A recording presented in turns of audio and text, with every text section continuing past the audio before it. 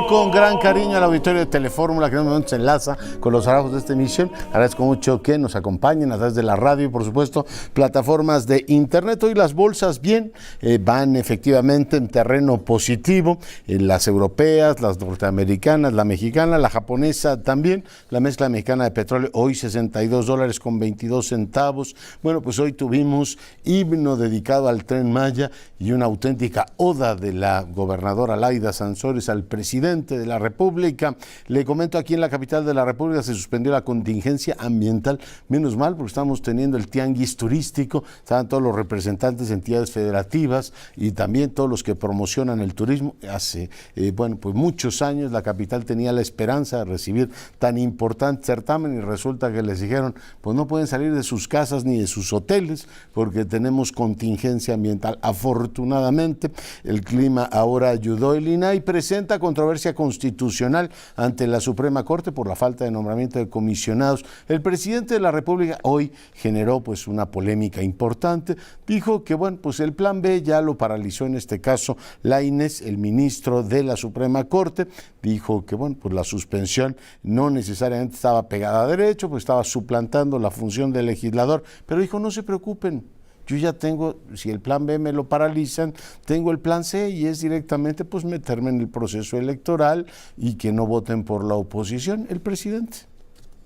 Hay un plan C, que no estén pensando que ya se terminó todo. Pues que no se vote por el bloque conservador para que siga la transformación. Ni un voto a los conservadores, sí a la transformación. Ese es el plan C, ya lo aplicamos en el 18. Bueno, pues parte de lo que dijo el presidente de la República. Hoy Lorenzo Córdoba se despidió de la Junta Ejecutiva, lo hizo en estos términos. Al concluir este periodo al frente de la presidencia del Consejo General del INE, así como de esta Junta General Ejecutiva, les reitero como presidente del instituto todo mi respeto y mi más sincero afecto. Y como ciudadano, les digo solo, gracias. Bueno, pues parte de lo que dijo Lorenzo Córdoba, este fin de semana también fue muy violento, se registraron 234 homicidios dolosos, los estados más violentos siguen siendo Guanajuato, 25 ejecuciones, entre otros la exregidora de Silao por el Partido Verde, que además se llama como mi abuela, Dios Santos, Guadalupe Espinosa, en este caso, pues la asesinaron, quien fue ejecutada en el jardín principal del municipio. El director general del aeropuerto, con quien acabamos de platicar, del aeropuerto capitalino, el almirante Tiscareño, dijo que pues hay un descontrol por parte de los usuarios por el tema de las pantallas, pero que se irá normalizando. También dijo que iban a mejorar notablemente el ingreso al país, lo que sigue todavía pendiente, el ingreso al país, quiero decir, con el pasaporte, lo que sigue pendiente todavía de normalizar es la entrega de maletas en un tiempo razonable. Vamos a una breve pausa, regresamos en un instante. Seguimos con la información. Hoy nos acompaña Javier Camarena, esta magnífica interpretación, muy criticada, es así la puesta en escena de esta Lucia de Lammermoor, pero ese no es el tema el día de hoy, sino disfrutar, por supuesto, de la gran voz, la interpretación de este gran tenor mexicano. Doy ahora la más cordial bienvenida al flamante presidente del ABM, Julio Carranza. Presidente, ¿cómo está? Buenas noches. Muy buenas noches, Leonardo. Encantado de estar en tu programa. Recién electo en Mérida, ¿cuáles son sus prioridades, presidente? Bueno, pues hay muchas prioridades, pero desde luego que hay que escoger las más importantes y son tres. Uno, crecer el crédito, enfocándonos a pymes. Tuvimos un muy buen año el año pasado en el crecimiento del crédito, crecimos más del 12% nominal, 4% real, pero creemos que el enfoque hacia las pymes en este año es precisamente lo que nos puede dar una gran oportunidad para desarrollar aún más el crédito y sobre todo en este segmento de las empresas familiares, pequeñas y medianas, que necesitan un buen apoyo y que generan 8 de cada 10 empleos en nuestro país. Ese es el primer enfoque que queremos dar. La banca tiene 1.4 billones de pesos disponibles para apoyar estos programas. Y el segundo tema es acercar la banca a la gente. ¿Qué significa acercar la banca a la gente? tener procesos simples, un lenguaje sencillo, hablar más y ver más programas que tengan que ver con la educación financiera. Queremos llegar con la educación financiera desde la infancia para que los niños aprendan desde chicos cómo tener una cuenta bancaria, cómo tener una cuenta de ahorros, y eso creemos que nos va a dar un muy buen enfoque. Con esto vamos a generar más confianza y sobre todo vamos a bancarizar a más mexicanos, porque hoy tenemos de 84 millones de adultos que somos, tenemos a 56 millones que tienen ya una cuenta bancaria, un producto financiero, pero aún nos faltan 27 millones de mexicanos que hoy no cuentan con un producto financiero, y ahí también nos vamos a enfocar. Y eso es un problema, presidente, de cultura financiera, es un problema de reglas, es un problema de qué tipo, porque bueno, veía por supuesto comparativos con otros países, y la verdad es que bueno, pues, probablemente por el tamaño, la extensión de la economía informal, tengamos esos niveles o esa, digamos, escasa penetración. ¿Cuál sería la explicación desde su punto de vista, presidente? Pues yo creo que principalmente este es un tema que tenemos desde hace muchos años arrastrando en nuestro país. Es parte de lo que pasa normalmente en las economías que están en desarrollo, y no es la excepción. En México tenemos una gran oportunidad todavía de bancarizar a todos estos mexicanos que hoy no tienen una cuenta, y desde luego hoy en día también nos está ayudando muchísimo el enfoque digital, la banca digital, porque nos facilita el poder llegar a mucha gente, y hoy además los jóvenes están pues ya muy metidos en la banca digital con los teléfonos inteligentes, tienen una facilidad muy grande para todo esto, y eso es precisamente lo que nosotros queremos aprovechar con este enfoque de acercar precisamente la banca a la gente. No, absolutamente, además les da más seguridad. En todas las encuestas, particularmente la del INEGI, que habla sobre la percepción de inseguridad, el ir a retirar dinero a los cajeros automáticos le genera a la gente la inquietud. La banca digital reduce buena parte de estas problemáticas para el manejo de efectivo, así es que hay que ir convenciendo no solo a los jóvenes, presidente, sino a los de más edad, de que en beneficio de todos y nos puede hacer más seguros. El tema de las tasas de interés, me decía que hay que hacer crecer el crédito, particularmente entre las pymes.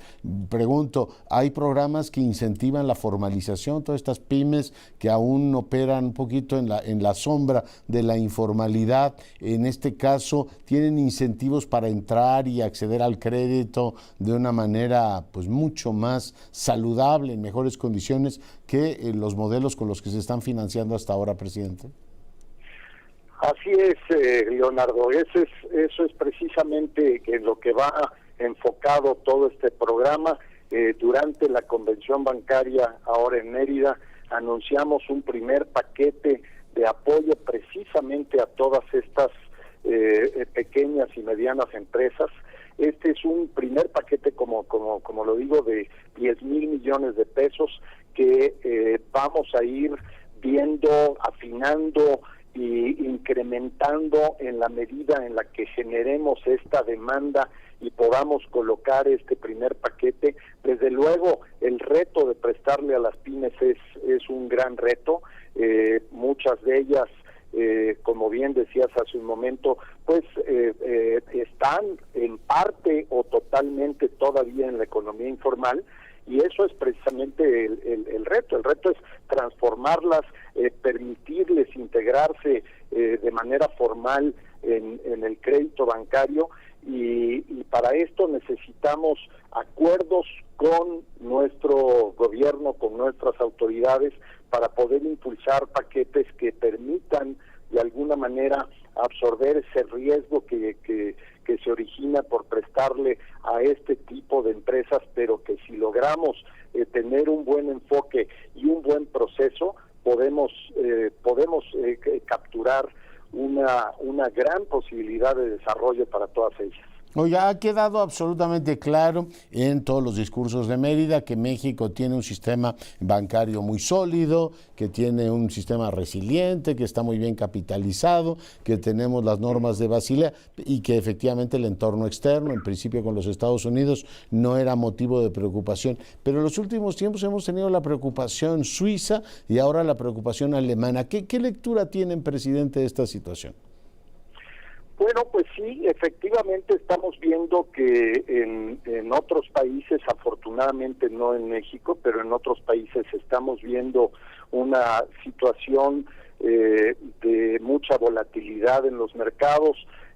Afortunadamente también hemos visto una reacción positiva por parte de, en el caso de Estados Unidos, la Reserva Federal, en Europa del Banco Central Europeo, y que están pues con estos programas de apoyo intentando primero generar nuevamente la confianza de que las cosas no están tan mal como se dice, como parece, pero yo creo que lo más importante es esto reflejado hacia México. En este momento nosotros no vemos ninguna posibilidad.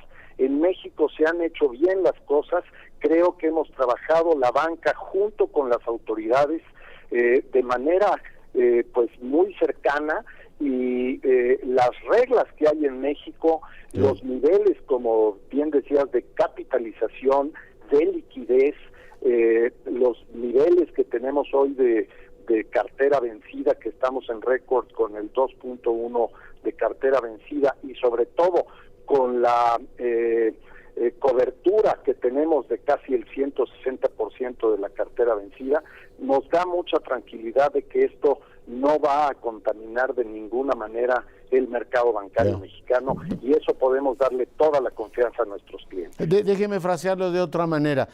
Todo lo que me ha dicho me parece que se sostiene y que son argumentos perfectamente sólidos. La preocupación sería, en el 2008, una situación parecida, ¿no? Teníamos un mercado, en este caso financiero, poco expuesto, bastante menos expuesto que otros europeos. La economía mexicana estaba haciendo su parte y sin embargo fue tal el vendaval que nos vino de fuera que nos contaminó. La pregunta sería, presidente, ¿usted le ve potencial a esta última crisis del banco alemán de que el asunto crezca y se convierta en un tema de mayor preocupación, o queda acotado a Suiza, Estados Unidos y Alemania? Yo creo que en este momento todavía está acotado en estos países. ¿Y por qué digo en estos momentos? Porque lo que creo es que es una situación totalmente diferente. Lo que pasó en el 2008, que generó inclusive una recesión muy fuerte, en este momento no se ve ni siquiera en los Estados Unidos. Nosotros pensamos que la desaceleración de la economía norteamericana pues no va a llegar a caer en temas de recesión, y al no caer en temas de recesión también nosotros tenemos un beneficio en ese sentido, porque son nuestro principal socio comercial. Lo que sí creemos que son retos muy importantes que hay que estar vigilando, pues son los niveles de inflación que todavía persisten a nivel mundial, y que en México no estamos exentos de ello, pero sin embargo vemos que estamos llegando ya a los techos de la inflación, y que esto lo que va a originar es que al empezar a disminuir la inflación, también empezaremos a ver una disminución de las tasas de interés también en nuestro país. Y esto, yo soy de los optimistas que vemos que hacia fines del tercer trimestre de este año podemos empezar a ver un crecimiento, inclusive lo que vimos un poco el año pasado, que a estas alturas se veía un crecimiento del 1.5% y terminamos en el 3%, hoy estamos viendo también alrededor del 2% de crecimiento en este año, y creemos que podemos tener una buena sorpresa hacia final del año. Que la inflación tienda a converger. Pues, presidente, le agradezco mucho que haya estado esta noche con nosotros. Al contrario, Leonardo, es un gusto saludarte y saludar a tu auditorio. Te mando un fuerte abrazo y muchas gracias. Le deseo mucho éxito en su gestión, el presidente de la ABM, hoy platicando con usted. Y saludo ahora al doctor López Ayón. Sergio, ¿cómo estás? Leonardo, ¿cómo estás? Buenas noches, auditorio. Bienvenido. Oye, pues se dieron a conocer el comunicado, efectivamente, el comité técnico en el que tú participaste, eligieron las quintetas, en unos casos por unanimidad y en otros casos por mayoría. ¿Por qué no le cuentas al auditorio que nos escucha y ve en todo el país, Sergio, tu experiencia? ¿Cómo la valoras? Mira, yo la valoro en general bien, Leonardo. Fue un comité que se integró con personas que venían de horizontes muy diversos, con perspectivas diversas, y a pesar de lo corto de los tiempos y de lo complejo de las circunstancias, logramos trabajar de manera razonablemente bien, con mucho diálogo, con espacio para el disenso, con confianza, con transparencia, para lograr reducir de 600 personas que llenaron sus expedientes a 20 candidatos finalistas, mediante exámenes, análisis de documentos, de currículums, mediante entrevistas. Fue un trabajo extenuante, y al final pudimos llegar a 20 personas. Entrevistaron a casi 100, Sergio. Quisiera destacar dos cosas. Todas esas personas tienen trayectorias profesionales, particularmente en materia electoral, que respaldan que estén en la lista. Es decir, no hay ninguna persona que haya llegado por recomendación política o que se haya colado. La metodología asegura que haya 20 personas. Esas 20 personas, Leonardo, representan la diversidad del país, de visiones políticas, de género, de regiones, de trayectorias profesionales, y eso es lo que se entrega a la Cámara de Diputados en 4 quintetas, para que ellos puedan tomar la decisión final. El reto era llegar a un proceso limpio que permitiera la designación y la renovación en los términos constitucionales del INE. Yo creo que eso se consiguió. Ahora, hay varias lecturas, todas respetables y válidas, de la integración de este comité. Yo, si quieres, te puedo profundizar en la propia. Sí, por favor. La propia, Leonardo, es que en efecto hay algunas personas de esta lista que tienen vínculos con personas públicas vinculadas con el gobierno del presidente López Obrador. La hermana de la secretaria del Trabajo, para empezar, ¿no? La hermana del secretario del Trabajo, o la sobrina de alguien que trabaja como senador de Álvarez Lima. No, es la hija de Álvarez Lima, ¿no? La hija del senador de Tlaxcala. Bueno. La pregunta que en lo particular me tuve que hacer es si esa condición era una condición suficiente para pensar que comprometían su autonomía e independencia. En lo particular, estudié sus currículums, estudié sus trayectorias, estudié sus decisiones y las interrogamos sobre esta dimensión en las entrevistas que, por cierto, Leonardo, son públicas. Cualquier persona puede entrar y verlas y constatar lo que estoy diciendo, y dieron respuestas plausibles, razonables, que reivindican sus trayectorias profesionales y sus condiciones de actuación imparcial e independiente. Por esa consideración, yo determiné que tenían el perfil para integrar la lista. Hubo una colega, Maite Suela, que pensó de una manera distinta, lo expresó así en un voto particular, ¿no?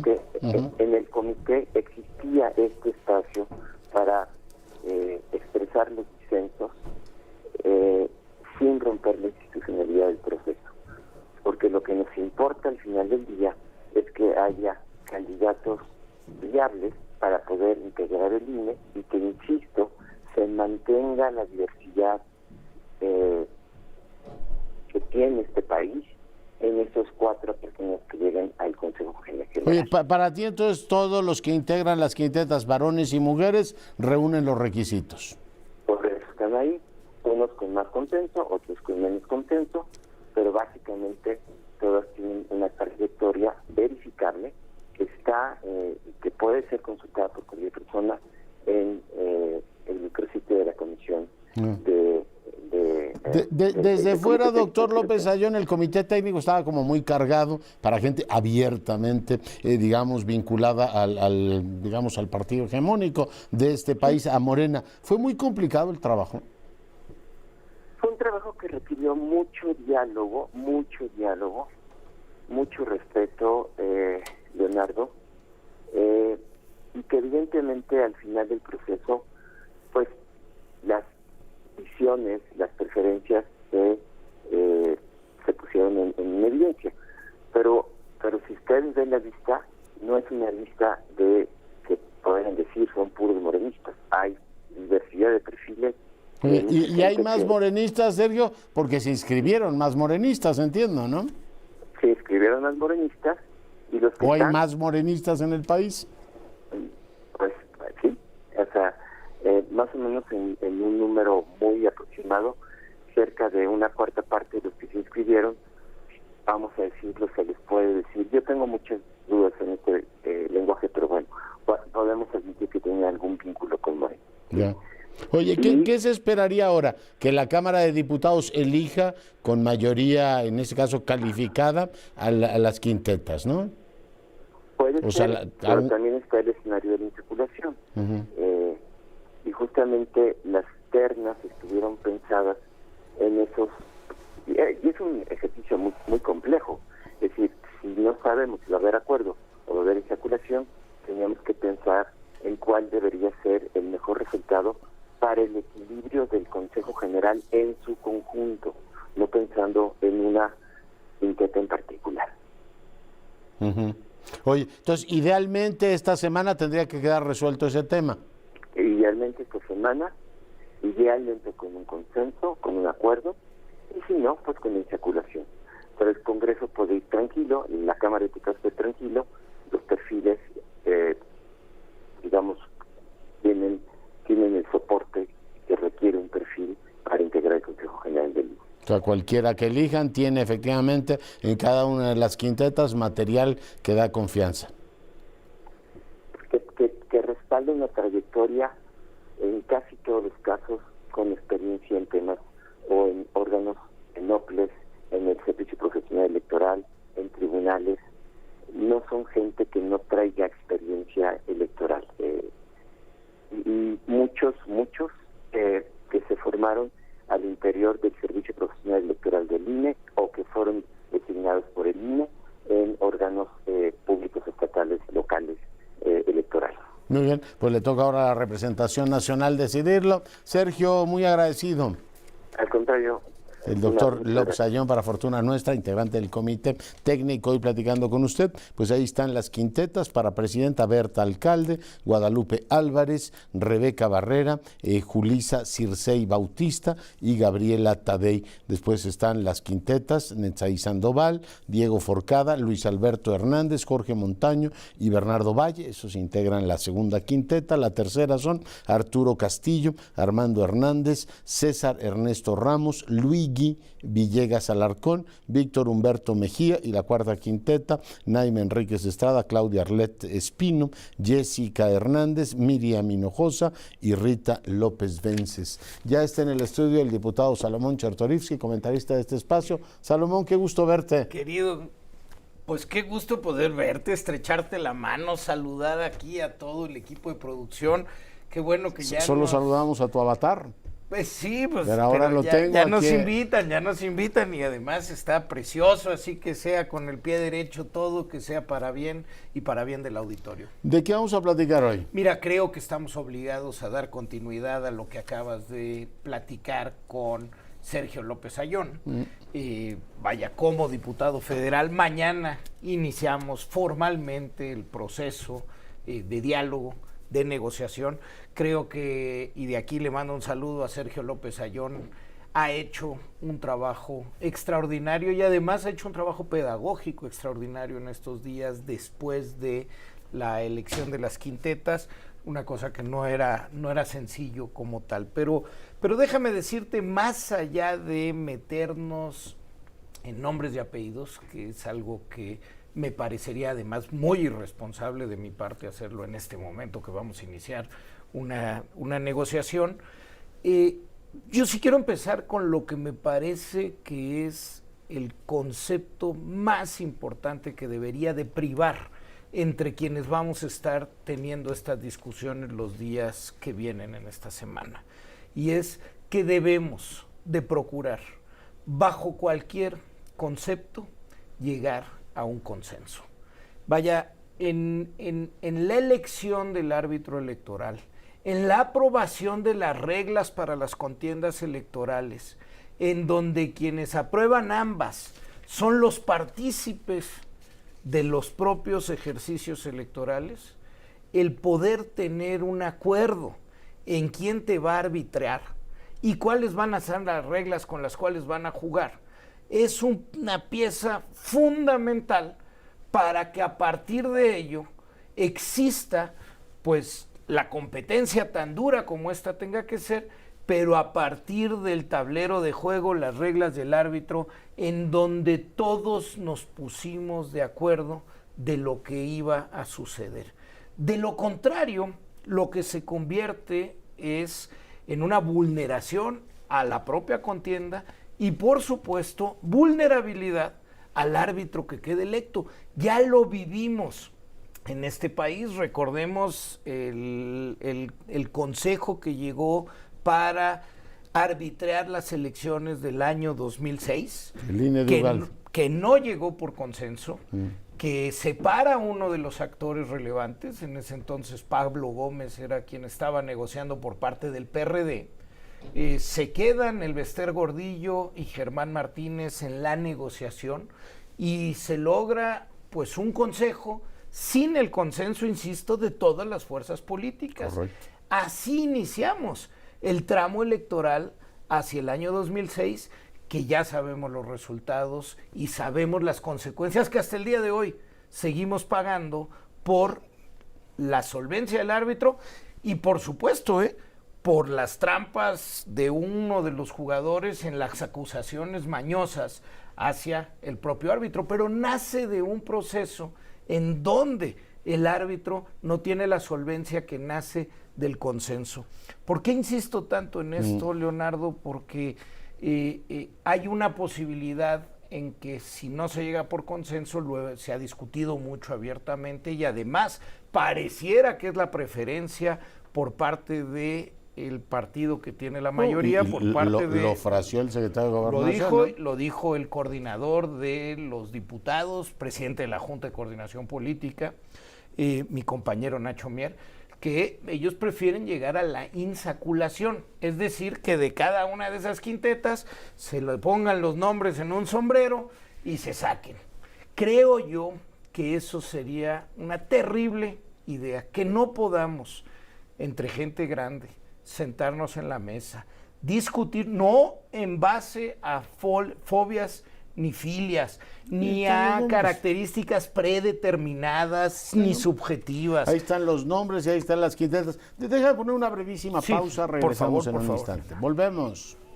Información y el análisis. Estamos en el comentario de Salomón Chertorivsky. Salomón. Concluyo de alguna manera esto, Leonardo. Yo espero que en los próximos días prive un ambiente de diálogo que nos lleve a poder valorar por sus méritos, sin prejuicios, sin concepciones anticipadas, con toda la seriedad, un consenso que permita que el árbitro electoral, que la contienda del 2024, que ya se percibe desde hoy la más competida en la historia y además con un actor dispuesto a hacer trampas, pues debemos de procurar tener toda la fortaleza en nuestro árbitro electoral.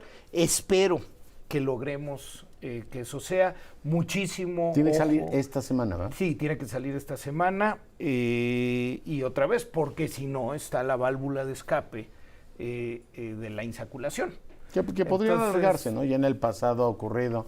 Siempre existe el reloj legislativo, en fin. Pero no es saludable, ¿no? Dos cosas más. Yo quiero felicitar la actitud, por ejemplo, de Javier Aparicio, que a mí en lo personal me pareció un perfil extraordinario, pero al no ser elegido dentro de los 20 nombres sale y dice, yo participé con estas reglas.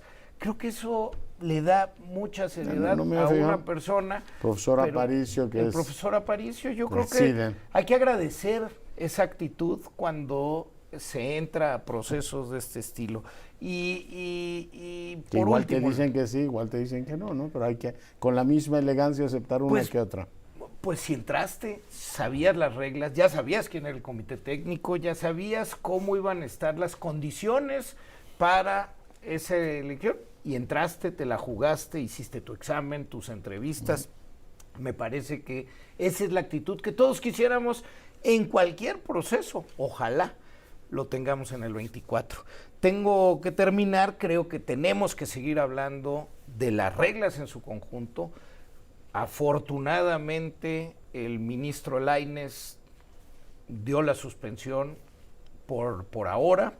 Vayamos viendo cómo van avanzando los demás procesos y mientras seguir hablando de lo importante que es cuidar nuestra institución electoral. Claro. Y para ello, déjame decirte, porque si no Ricardo Becerra me mata, que eso no lo vamos a permitir. Eso, por favor.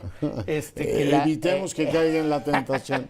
El jueves se realiza un foro en donde estarán, pues quizá un cúmulo de los mayores exponentes del estudio de la democracia en el mundo, ¿no? Va a estar John Kane, va a estar Przewalski, va a estar Daniel Sobato y va a estar también Telemenkurán. La turca. La que escribió el famosísimo libro el de los 7 pasos de la democracia a la dictadura, ¿no? Que tenía visto al Erdogan. No, bueno, es la que le puso, la corrieron de su periódico, y ahí sigue. He visto así una mujer creo fantástica. Que porque del tema electoral y de la importancia de la independencia y la pulcritud con la que se manejen, el mundo tiene que tomar nota y nosotros tenemos que avisar en México que se le está pasando corriente al mundo de lo que aquí está pasando. Creo que es fundamental. Me parece que este foro es buenísimo. Es en el auditorio del Museo Franz Mayer a las 9:30 de la mañana del próximo jueves. No, magnífico, y felicitamos por supuesto al doctor Becerra por tan evidentemente gran convocatoria, además que es impresionante, la verdad. Oye, un minuto te robo. Claro que a ver, el presidente hoy incurre en 2 cosas que a mí me llaman la atención como republicano. Uno, permite que la gobernadora de Campeche haga culto a la personalidad, de una manera que para mí merecería una revisión. Y lo segundo es, convoca al plan C, dice todos, que no haya un solo voto a la oposición.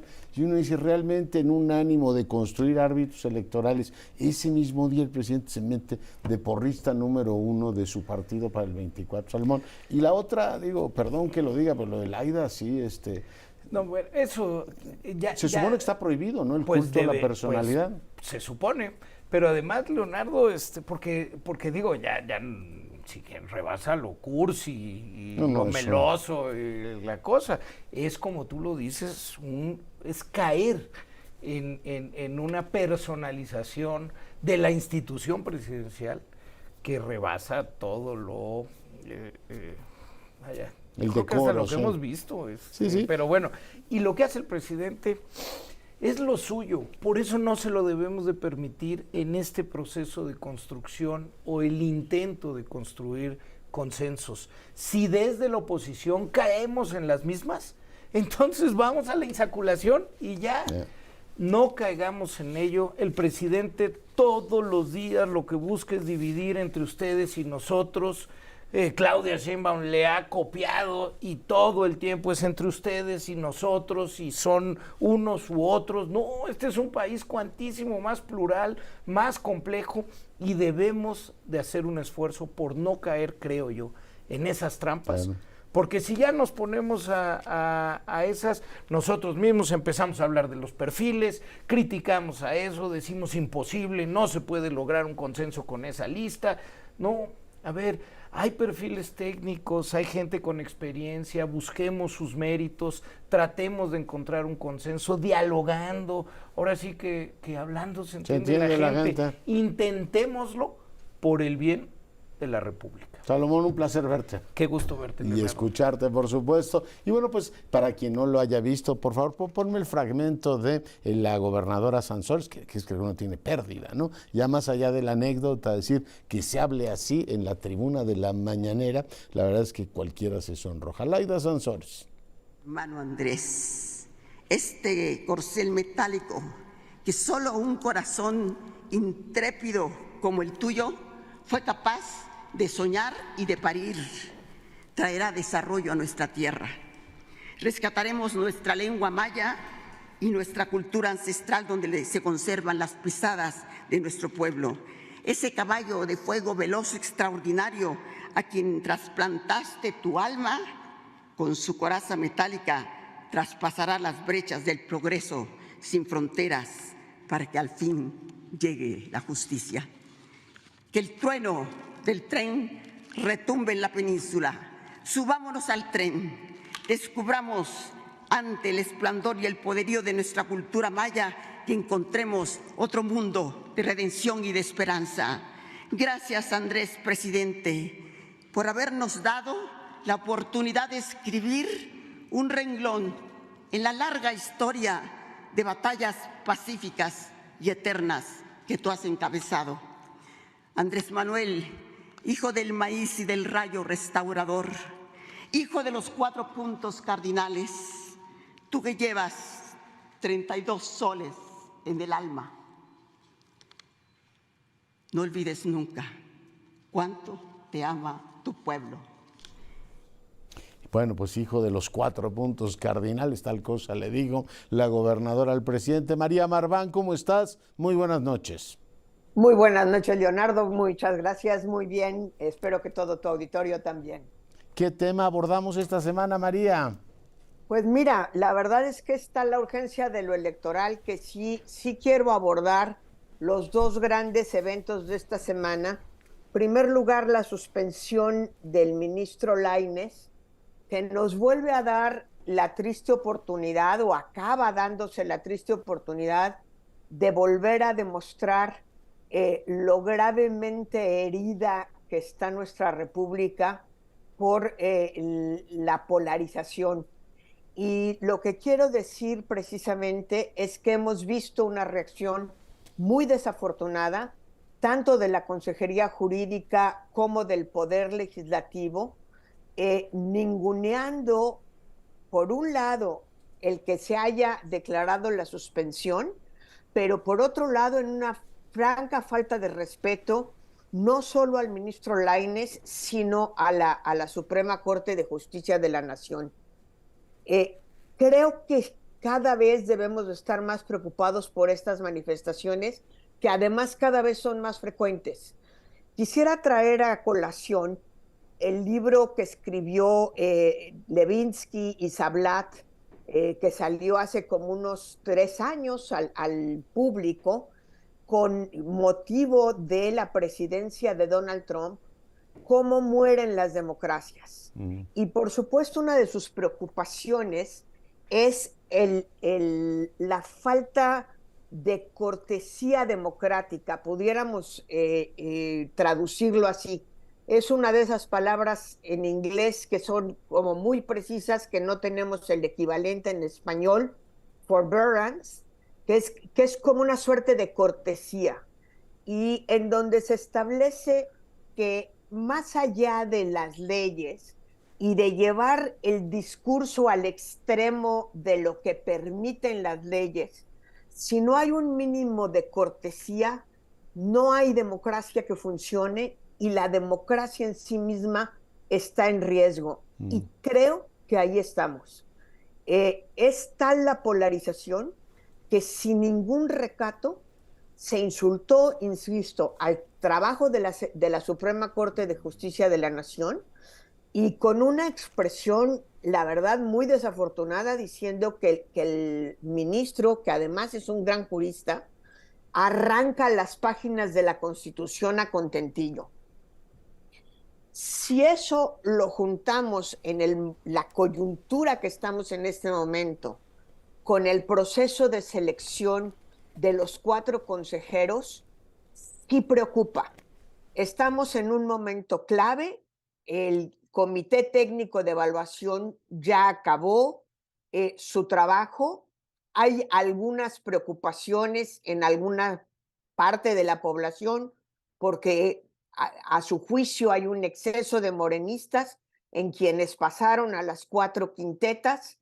Por otro lado, no es fácil descalificar a alguien por su filiación familiar. Tú sabes, Leonardo, que yo vengo de una familia de 12 hijos. Lo intuyes por mi hermandad con Nacho, pues que había posturas... A quien tanto recordamos, pero eran posturas políticas contrastantes, mi querida María. Y si te cuento de los otros 10, no acabamos. Entonces, sí es difícil pensar que un argumento de peso es la relación familiar. Lo que sí es un argumento de peso es la cercanía con el poder. Y ahí yo creo que hay que tener mucho cuidado en lo que sigue.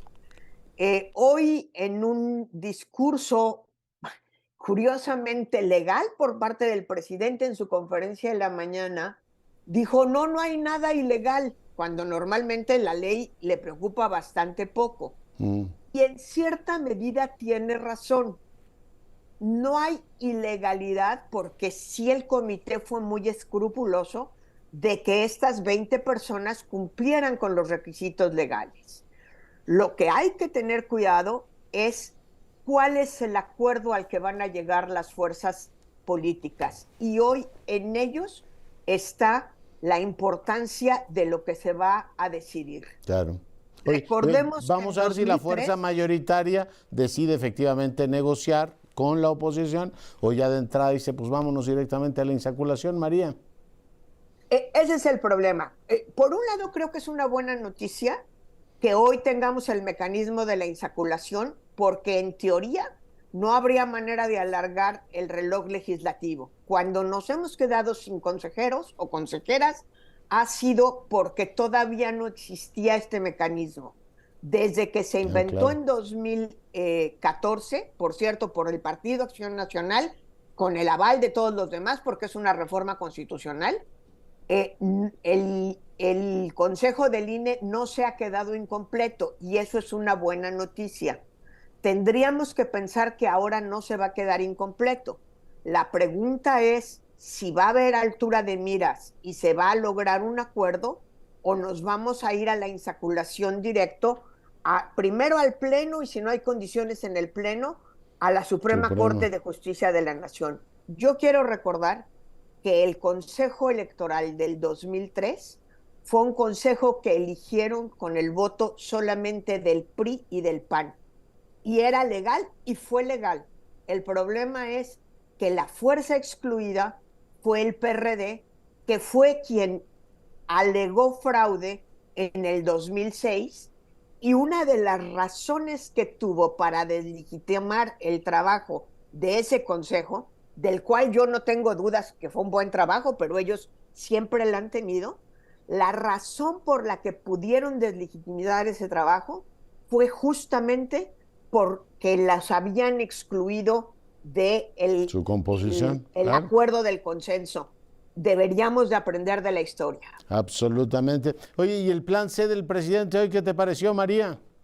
Pues mira, me parece muy lamentable que alguien que por toda su impugnación a lo vocal que fue el presidente Fox en la campaña de Felipe Calderón, cuando ya estábamos en campaña, se atreva hoy a decir desde la investidura presidencial, desde el podio presidencial, la República tiene muchos ritos, y uno de esos ritos es precisamente el atril en el que se para el presidente todas las mañanas. Ese no se lo ponen a cualquiera, ese solo está allí porque está el presidente, claro. Si no, el atril sería de acrílico, transparente, con algún no habría dibujito. Atril, sí. Sí, pero ahí hay un simbolismo que el propio presidente está destruyendo.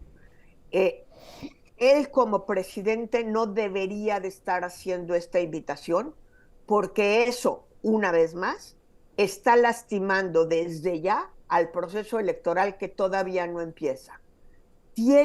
Lo hemos comentado en tu programa, las encuestas dicen que hay altas probabilidades de que gane Morena. Yo no lo doy por descontado porque los votos en este país hasta hoy se cuentan y cuentan. Sí. Pero si gana deslegitimado, flaco favor le está haciendo a la próxima presidenta o el próximo presidente. Vamos a entrar mal. Sí, entra absolutamente abollado y sí llama la atención que él que de pronto dice, oiga, no soy yo, es la investidura, en este caso no recuerda decir, usted si quiere ser coordinador de campaña de Claudia Sheinbaum, bien, amo y señores usted, pero la investidura, presidente, o sea, no se puede bajar de esa condición y decir ni un voto a la oposición como si fuera pecaminoso, bueno, él mismo que fue oposición en su momento, ser oposición es algo tan útil en la República como gobernar. El juego de las poliarquías o las, efectivamente, mayorías que se controlan por las oposiciones son muy saludables, pero el día de hoy sí perdió absoluto. Está emocionado con el discurso de Laida y dijo, pues ¿por qué no me echo mi plan C? Ni un solo voto a la oposición. Ahí queda como parte del discurso político. Espero que sea solamente el anecdotario. Mi querida María, muchas gracias por tu comentario. Por cierto, lamentable el discurso de Laila. Ni en la oratoria más ramplona de primaria aceptaría algo como lo que vimos hoy. Muchas gracias por el comentario. La doctora Marván preside el Consejo Rector de Transparencia Mexicana, además una académica muy distinguida, el día de hoy comentando el tema con usted. Nos vamos, sea rabiosamente feliz, se lo merece.